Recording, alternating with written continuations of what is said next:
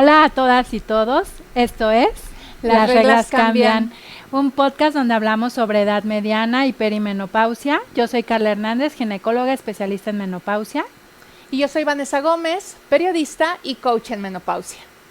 Y el día de hoy vamos a hablar sobre los estudios que tenemos que hacernos las mujeres en perimenopausia. Es común que pensamos que en un consultorio nos van a hacer todos los estudios o que en el laboratorio nos van a hacer todos los estudios, ¿no? Sí. Y es necesario como enlistar más o menos cuáles serían los estudios básicos para las mujeres en perimenopausia. Claro que esto depende de las características de cada una de nosotras, pero estos serían como los mínimos básicos que necesitamos para esta etapa en la perimenopausia.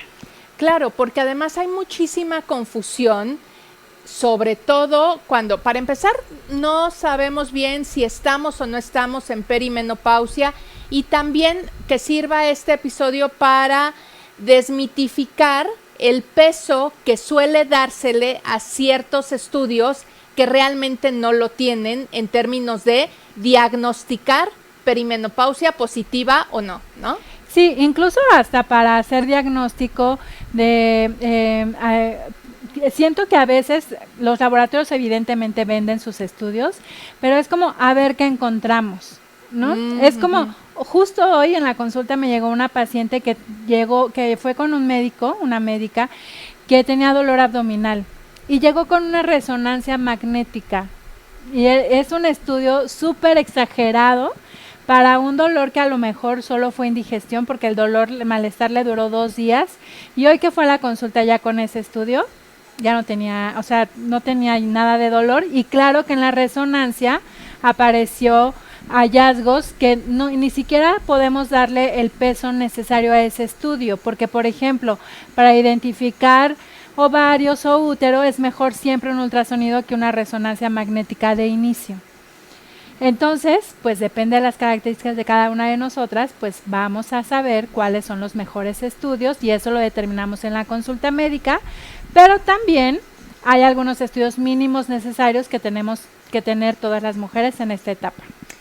A mí me gustaría empezar diciendo, a lo mejor empezar un poquito al revés y decir cuáles estudios está bien si te los haces, pero realmente no son determinantes, ¿no? O sea, porque a lo mejor haríamos bien en, ¿cómo será? Como jerarquizar de importancia o de qué tan necesarios son y cuáles terminarían siendo como accesorios, y si están bien, pues a lo mejor nos arrojan algunos datos interesantes, y si no los hacemos tampoco afectaría nada, ¿no? Tal vez el perfil hormonal pueda ser uno de estos estudios que no es determinante, que no lo necesitamos hacer en todas las mujeres, pero que nos pueden ayudar en algunos casos. Por ejemplo, las mujeres que no tienen útero y que empiezan a tener algún síntoma, como a lo mejor un bochorno o a lo mejor hasta una sudoración nocturna o sudoraciones nocturnas, y que no estamos muy seguras. Sin embargo, tener una hormona folículo estimulante no nos va a descartar un estado perimenopáusico. Entonces, pero bueno, podríamos identificar a lo mejor que la tiroides esté funcionando bien, porque el hipotiroidismo coincide mucho en esta etapa de perimenopausia y pudiera enmascarar algunos síntomas, porque muchos se parecen entre el síndrome climatérico e hipotiroidismo, pero también nos podría dar, por ejemplo, algún dato de una hormona que tenemos en el cerebro que se llama prolactina, que en perimenopausia pocas veces se modifica, pero podría darnos alguna información, ¿no?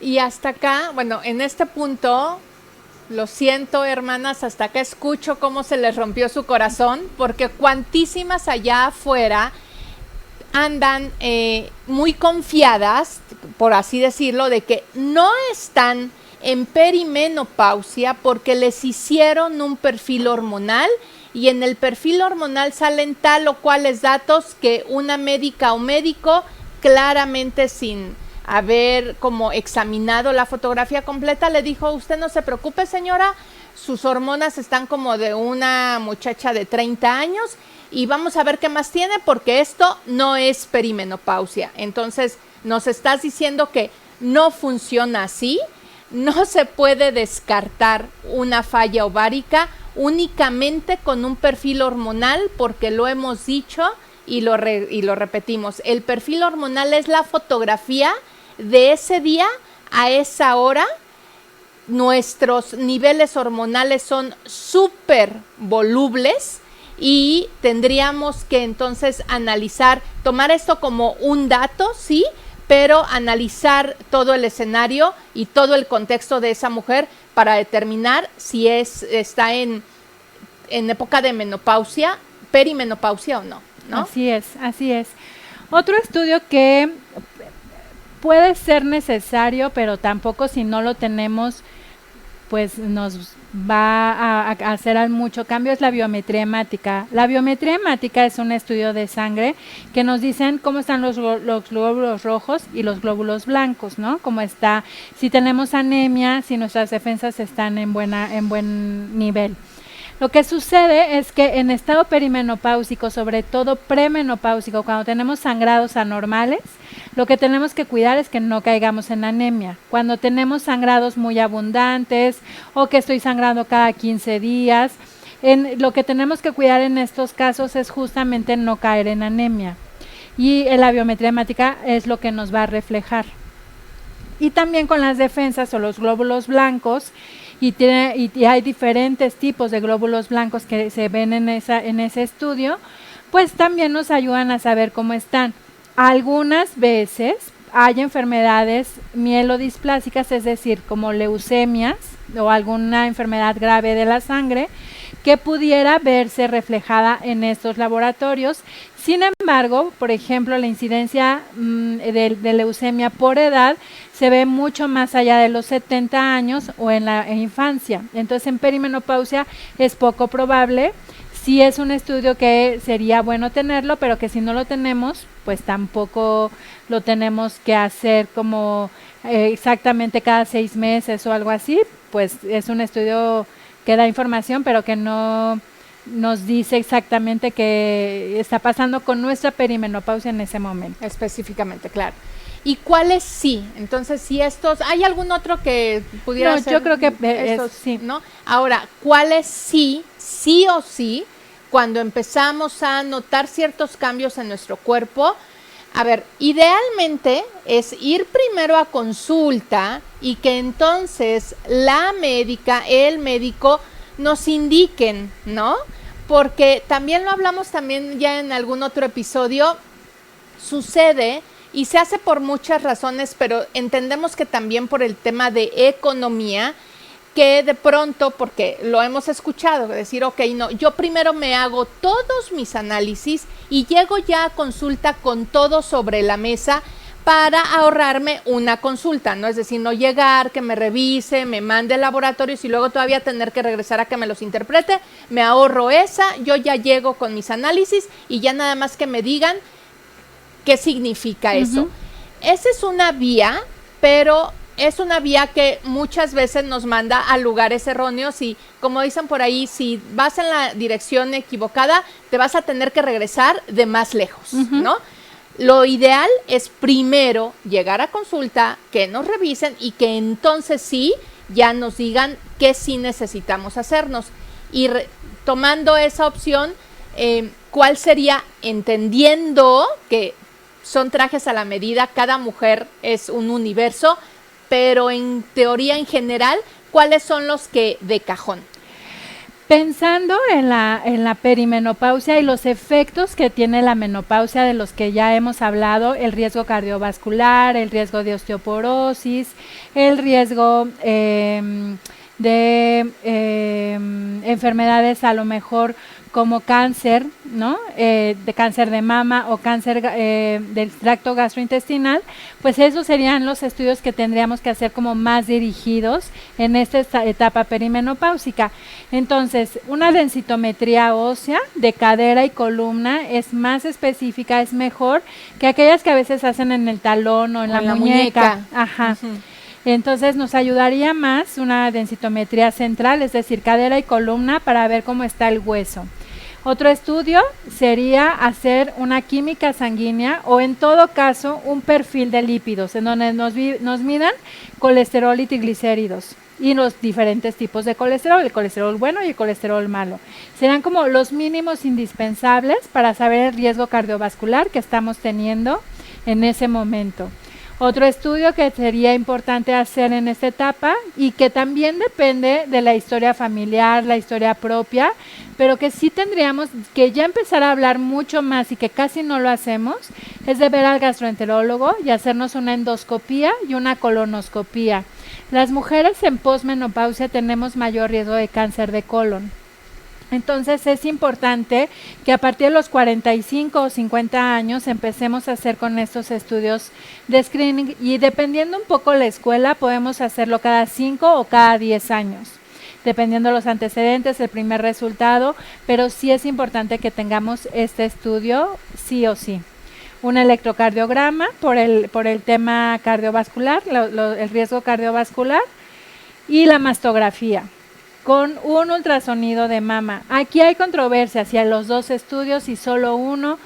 La mastografía, la intención de la mastografía no es prevenir cáncer de mama, es detectar lesiones bien tempranas de alguna tumoración en la mama, sea incluso benigna o maligna, pero la principal función es hacer detección temprana para que el tratamiento sea fácil y rápido y que no lleguemos a tener necesidades de a lo mejor hacer quimioterapias y radioterapias coadyuvantes con los efectos secundarios que eso nos puede traer.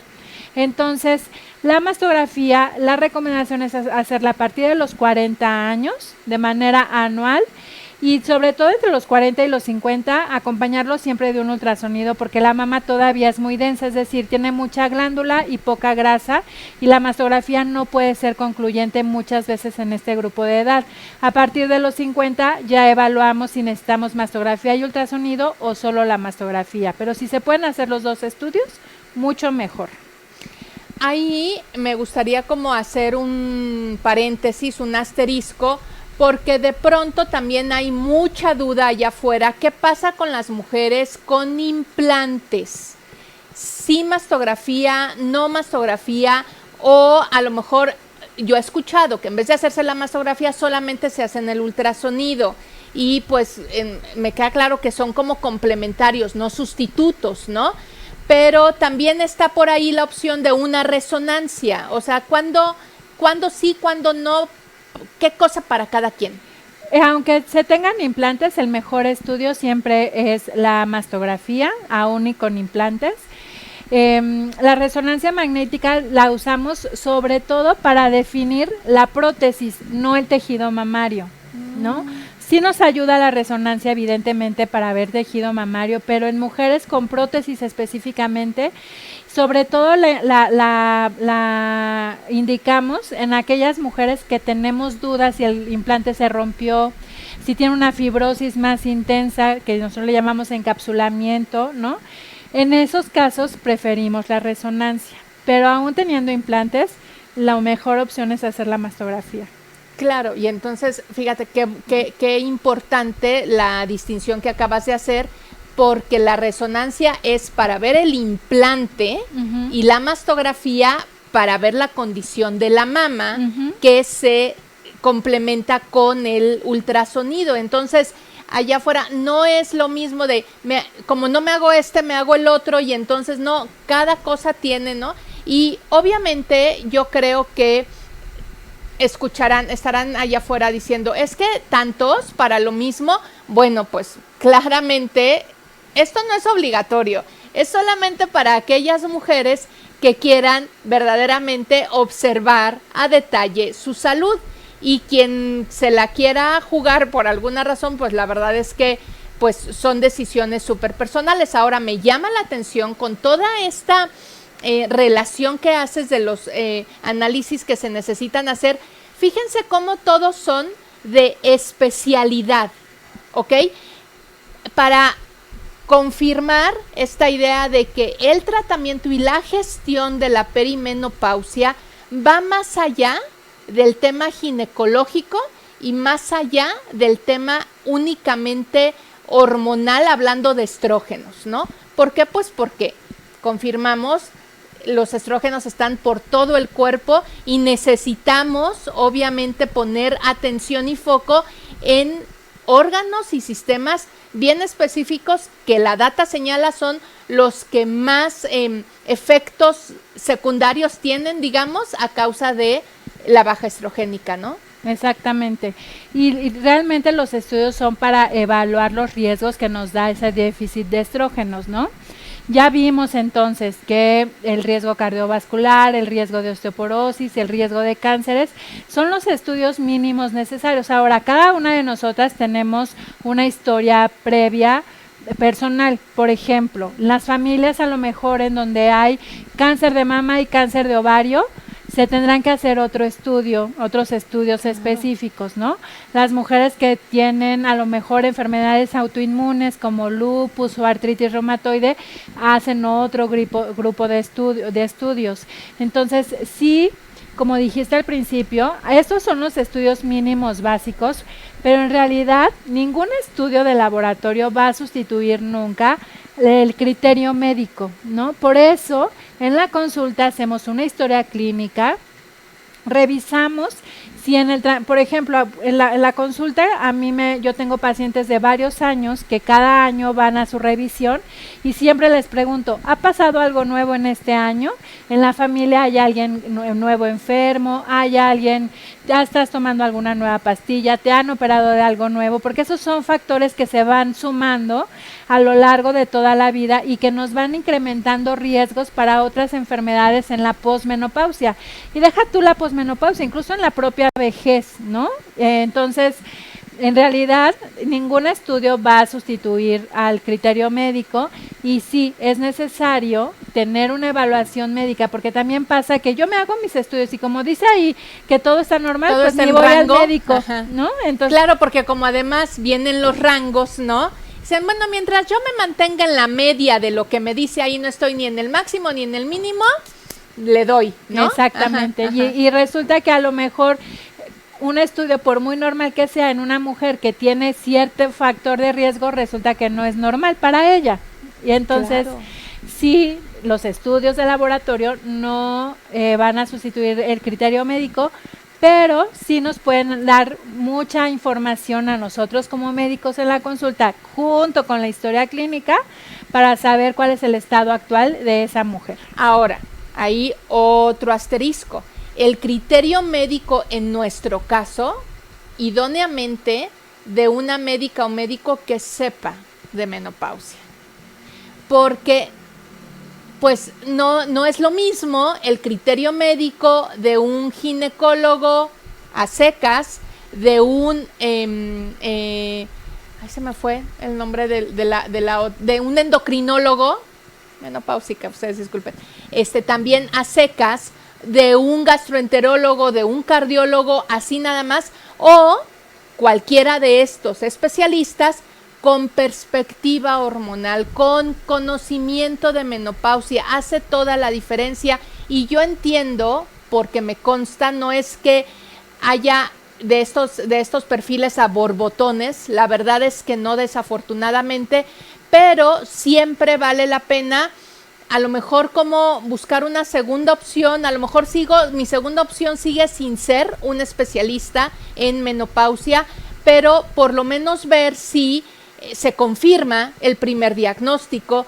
si la segunda opinión descarta lo que el primero descartó, coincide en lo que el primero dice, ¿sabes? O sea, por lo menos si se puede. Yo sé que el tema de acceso a la salud en este país es todo un tema pendiente, pero bueno, en la medida de las posibilidades, pues buscar, ¿no? Buscar confirmaciones de diagnósticos, porque cuántas historias hemos visto que es ese hoyo en el que de pronto caen y que termina complicando todo, ¿no?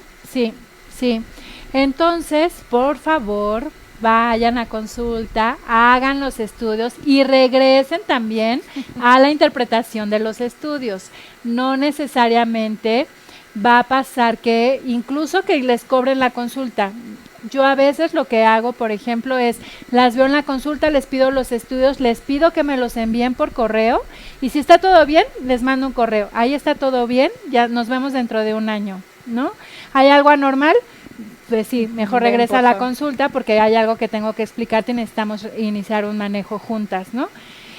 Esa puede ser una opción, busquen algún médico o médica que pueda tener esta forma de trabajo pero no nada más cumplan con hacerse los estudios y dejarlos ahí porque dice ahí que todo está bien y vayan a una revisión porque también ya alguna vez les comenté un caso en una mujer en donde nada más le hicieron el Papa Nicolau o algún estudio y no la exploraron como lo hacemos en la consulta y resulta que tiene una tumoración en la vagina. Entonces sí es importante la revisión médica anual.